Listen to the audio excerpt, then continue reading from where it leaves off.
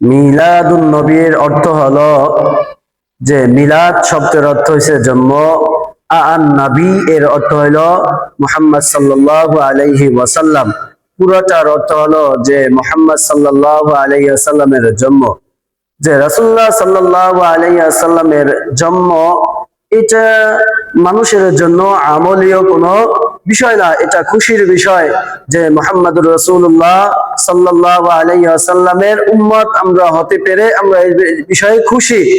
এই দিনে আমরা আসলে হয়তো যে রাসূলুল্লাহ সাল্লাল্লাহু আলাইহি ওয়াসাল্লাম যদি কোনো ইবাদত করে থাকেন ওই ইবাদত করতে পারে, এর চাইতে কোনো বেশি কোনো ইবাদত আমাদের উপরে নাই। কারণ সাহাবায়ে কেরাম রাদিয়াল্লাহু তাআলা আনহু রাসূলুল্লাহ সাল্লাল্লাহু আলাইহি ওয়াসাল্লাম তার জন্মকে কেন্দ্র করে কোনো ইবাদত করেন নাই। এক riwayat অনুযায়ী পাওয়া যায় যে সাহাবীরা জিজ্ঞাসা করেছেন যে কোন দিনের রোজাটি উত্তম, রাসূলুল্লাহ সাল্লাল্লাহু আলাইহি ওয়াসাল্লাম বলছেন যে সোমবার দিনের রোজা রাখো, কেননা আমি সোমবার দিন জন্মগ্রহণ করেছি। এই জন্য বলা হইতেছে যে না, সোমবার দিন বৎসরে একবারই রোজা রাখছেন রাসূল, এমনটা নয়। রাসূলুল্লাহ সাল্লাল্লাহু আলাইহি ওয়াসাল্লাম প্রত্যেক সপ্তাহের সোমবার দিন রোজা রাখতেন। বলতেন যত রোজা আছে ফরজ রোজা ছাড়া নফল রোজার মধ্যে এই রোজাটাই উত্তম, কারণ আমি সোমবার দিন জন্মগ্রহণ করেছি, এই জন্য আমি রোজা রাখি।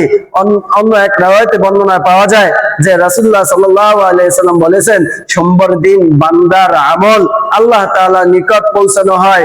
এই কারণেও রাসূল সাল্লাল্লাহু আলাইহি ওয়াসাল্লাম সোমবার দিন রোজা রাখতেন। তার জন্মদিনকে কেন্দ্র করেও কিন্তু এইভাবে রোজা রাখেন নাই, বৎসরে একটা রোজা রাখেন নাই, বরং রাসূলুল্লাহ সাল্লাল্লাহু আলাইহি ওয়াসাল্লাম প্রত্যেক সপ্তাহে রোজা রাখতেন এবং সোমবার দিন আল্লাহ তাআলার নিকট বান্দার আমল পৌঁছানো হয়, এই কারণে রাসূলুল্লাহ সাল্লাল্লাহু আলাইহি ওয়াসাল্লাম রোজা রাখতেন।